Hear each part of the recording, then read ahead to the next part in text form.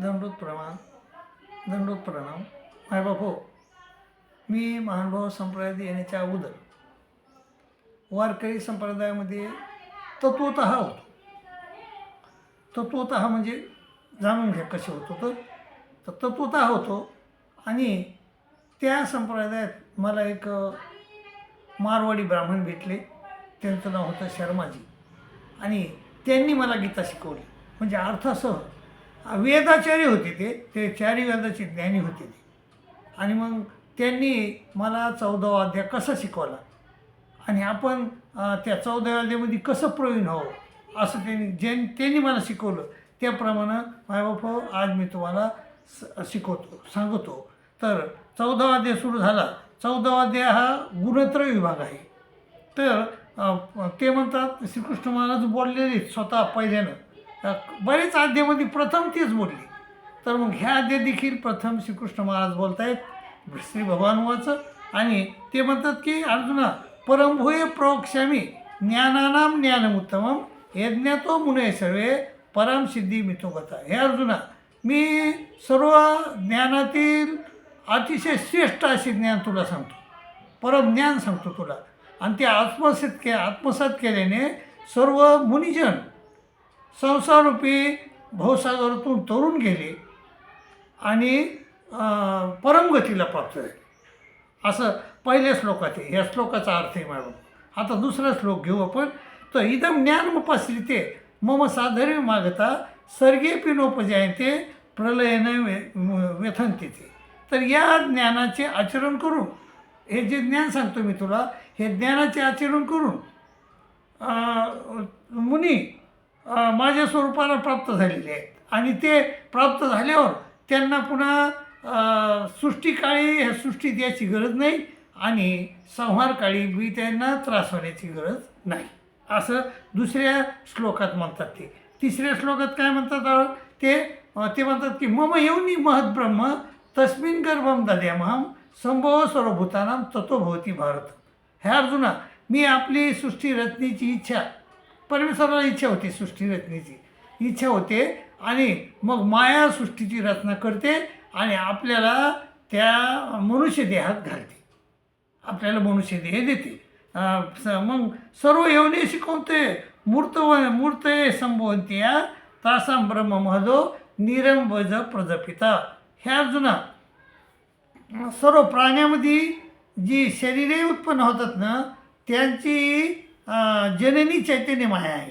आणि मी प्रवृत्ती म्हणजे मी बीज स्थापन करणारा, प्रवृत्तीरूपी बीज स्थापन करणारा मी पिता आहे असं ते म्हणतात.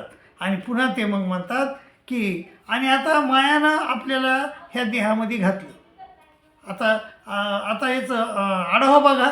आढावा असा आहे की श्रीकृष्ण महाराज म्हणतात की माझी अर्जुना, हे मी तुला असं ज्ञान सांगतो की ते ज्ञान आत्मसात केल्याने सर्व मुनी संसारूपी सागरातून तरुण गेले.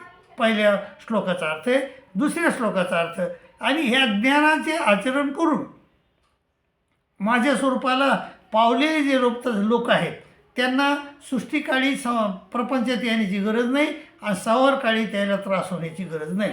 तिसरी गोष्ट, तिसऱ्या श्लोकात ते म्हणतात की मी आपली सृष्टीची रचनेची प्रवृत्ती मायाला जाणवतो. म्हणजे सृष्टी माया अशी दासी आहे, परमेश्वराची प्रवृत्ती जाणते ती. आणि ती परमेश्वराला प्रवृत्ती झाली की ती माया तत्काळ सृष्टीची रचना करते आणि आपल्याला अव्यक्त स्वरूपामध्ये असे अव्यक्त दिनी भूतानी व्यक्त मध्येनी भारत अव्यक्त निधनाने तत्का परिदेवना ती आपल्याला ह्या मनुष्य देहात घालते. आणि इथून ह्या 3 श्लोकाचा अर्थ आहे. आणि चौथ्या श्लोकात ते म्हणते की सर्व प्राण्याची जी शरीरे आहे उत्पन्न होतात ती माया तयार करते आणि त्यामध्ये म्हणजे बीज स्थापन करणारा मी पिता आहे.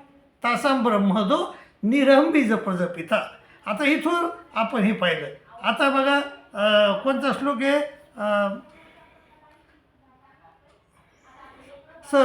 आता चौथा 5वा श्लोक आहे. 5व्या श्लोकामध्ये श्रीकृष्ण महाराज म्हणतात अर्जुना सत्वम रजतम इति गुणा प्रकृती संभवा निबदनंती महाभाव देही देहीन मवेय.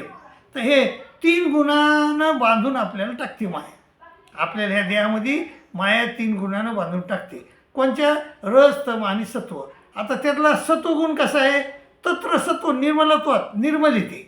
तत्र सत्व निर्मलत्वात प्रकाशकमनामयम सुखसंगेन बध्नाती ज्ञानसंगेन चानग. तर सत्वगुण कसा आहे?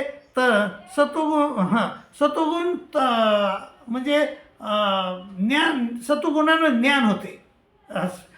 तत्र सत्व निर्मल आहे तो, आणि पण तो निर्मल असला तरी तो आपल्याला सुखाच्या आणि ज्ञानाच्या संगतीने बांधून टाकतो. आणि रजोगुण कसा बांधतो? रजो रागात्मक विधी, तो आवरूप आहे. रागात्मक विधी तृष्णा संग समुद्भव, तृष्णा आसक्ती निर्माण करतो, तृष्णा निर्माण करतो. समुद्भव त्यांनी बांधण्यात कोणते? कर्मसंगीनं, कर्माच्या संगतीनं बांधून टाकतो मायाबाबा. आणि तिसरा गुण आहे तमोगुण. ते म्हणतात तमसो ज्ञानाचं विधी मोहनम सर्वदेनाम प्रमाद आळस निद्रावीस त्यांनी बदनाती भारत. ते म्हणते हे प्रमाद, आळस आणि निद्रा यानं बांधून टाकतो. तर अशा प्रकारे मायबाबो 3 गुणानं आपल्याला मायानं बांधून टाकलेलं आहे. मायानं आपल्याला 3 गुणानं बांधलेलं आहे. आणि मायबाबो, आणि ही 3 गुण म्हणजे रजतम सत्व म्हणतात त्याला, पण काम क्रोध लोभही म्हणतात त्याला. काम क्रोध लोभ. मायबाबो, आपण म्हणजे जीव आहोत, आत्मा आहोत, आणि आपलं राहण्याचं घर म्हणजे हे शरीर आहे. ह्याला 9 दार आहेत, आणि ह्या शरीरामध्ये 3 मोठाले साप आहेत, काम, क्रोध आणि लोभ. ह्या 3 सापाची आपल्याला माहिती व्हायला पाहिजे. आणि 3 सापाची माहिती जवळजवळ 90% लोकायला नाही, की आपल्या देहामध्ये आपल्याला बांधून टाकलेलं आहे मायेनं. आणि त्या देहामध्ये आपल्या देहामध्ये 3 साप आहेत मोठाले, आणि ते बी महाशनो महापापमा आहेत, महापापी आहेत ते, हे येतं. आणि त्या जर कोणीही सापावर पाय पडला तर आपली दुर्गती ठरलेली आहे. का? रावणाचा बघा, रावण इतका ज्ञानी असून त्याला देखील त्याचा काम नावाच्या सापावर पाय पडला आणि सगळी लंका समाप्त खलास झाला. आणि तो सहस्रार्जुन नावाचा राजा होता, त्याचा क्रोध नावाच्या सापावर पाय पडला आणि सगळं खलास झालं मायबाबा. असं हे 3 गुण म्हणजे 3 साप आहेत, असं ह्या गीतेमध्ये आपल्याला सांगितलेलं आहे. आणि मायबाबा हे याच्याचमुळं गीता आपण वाचवायला पाहिजे. आपल्याला 3 गुणाचं ज्ञान नसतंय, आणि 3 गुणाचं ज्ञान नाही, आणि 3 गुण आहेत ते महाविखारी साप आहेत हे देखील ज्ञान नाही. पण आपल्याला साधू संतांनी सांगितले की बाबा हे रज, तम, काम, क्रोध, लोभ म्हणजेच रज, तम, सत्व हे 3 साप आहेत. आणि सापावर जर आपला चुकून पाय पडला तरीही आपली दुर्गती व्हायला काम लागत नाही, काहीच वेळ लागत नाही. मग हो, त्यामुळं आपल्याला ह्या शरीराची माहिती पाहिजे, आपल्याला या 3 गुणाची माहिती पाहिजे, 3 साप आहेत त्याची माहिती पाहिजे. तर ही माहिती असणं बिलकुल गरजेचं आहे. आणि नसली तर कधीही आपला पाय त्या सापावर पडू शकतो आणि आपलं दुर्गती होऊ शकते मायबाबा. आणि मग त्यामुळं आपल्याला हे ज्ञान गरजेचं आहे. तर मग पण आता हे 3 गुणानं बांधून टाकते. आणि तमसो ज्ञानाचं विधी मोहनम सर्व देईनाम. तमगुणाचं सांगितलं की तमगुण कसं आहे? सर्व देहाला मोहित करून टाकतो आणि प्रमाद, आळस, निद्रा निर्माण करतो. आणि सत्वम सुखे संजयती रजकर्मणी भारत. आणि सत्वगुण याच्यामध्ये बांधून टाकतो, सुखामध्ये बांधून टाकतो, आणि रज कर्मामध्ये बांधून टाकतो. आणि तम ज्ञान मावृते तू तम प्रमादे संजय तुत. आणि संजय आणि हे काय करतो? हे तमोगुण आपल्याला प्रमाद म्हणजे अनेक गुन्हे करायला होतो आणि त्याच्यात बांधून टाकतो. आणि पुन्हा ते म्हणतात की सत्वम सुखे संजयती रजकर्मणी भारत. ज्ञान मावृते तू तम प्रमादे संजय तुत. रमस्तमश्च भूभूय सत्वम भरती भारत रजसत्वम तमश्चैव तमसत्वम रजस्तथा. आणि ह्या 3 गुणाचा खेळ आपल्या देहामध्ये निरंतर चाललेला असतो. कधी तमोगुण रजगुणाला सत्वगुणाला दाबून वर येतो, कधी रजगुण तमोगुणाला सत्वगुणाला दाबून येतो, आणि कधी वर येतो, आणि कधी सत्वगुण या रजगुणाला आणि तमोगुणाला दाबून वर येतो. असे 3 एकमेकाला दाबून वर येत असतात. मायबाबा. आणि तो आपल्याला हा अनुभव बी येतो. कसा अनुभव येतो की आपण ह्या 3 गुणांना बांधलेलो आहोत हे आपल्याला कळत आहे. जर तुम्हाला ज्ञान झालं तर कळते. आता तुम्हाला मी सांगतो, तुम्ही समजा तुमच्या घरून शेतात जाऊ लागले किंवा नोकरी कुठं जाऊ लागली पायी, आणि पायी जात असताना तुम्हाला 500 रुपयाची नोट दिसली, तर तुम्ही घेणार का नाही उचलून? म्हणजे तुमचा रजोगुणवर आला, तमोगुणाला आणि सतोगुणाला दाबून रजोगुणवर आला. आणि तुम्ही शेतात गेले आणि शेतात समजा तुमच्या कोणाचे तरी गुरं चारायलेत आणि सगळं धानाची नष्ट करायलेत. मग तुम्हाला काय होईल? तुमचा तमोगुण वर येईल. आणि कोणी एखाद्या वेळेस सतोगुण बी वर येत असतो.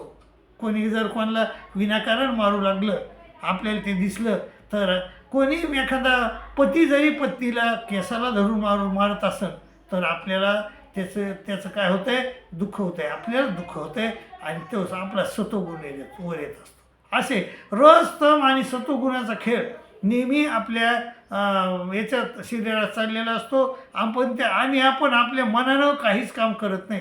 आपण त्या रज, तम, सत्व प्रकृतीच्या गुणानुसारच सर्व प्रकृती जाहीर गुणी, सर्व प्रकृतीच्या गुणानुसारच आपण वर्तत असतो.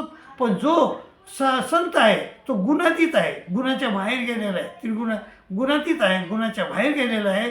तर तो मात्र ह्या रजोगुणानं सत्वगुणाच्या त्याचा असर त्याच्यावर काही होत नाही. पण आपल्यावर नेहमीच त्याचा प्रभाव पडतो त्या तिन्ही गुणाचा. पण ते जो संत असतो त्याच्यावर काही प्रभाव पडत नाही.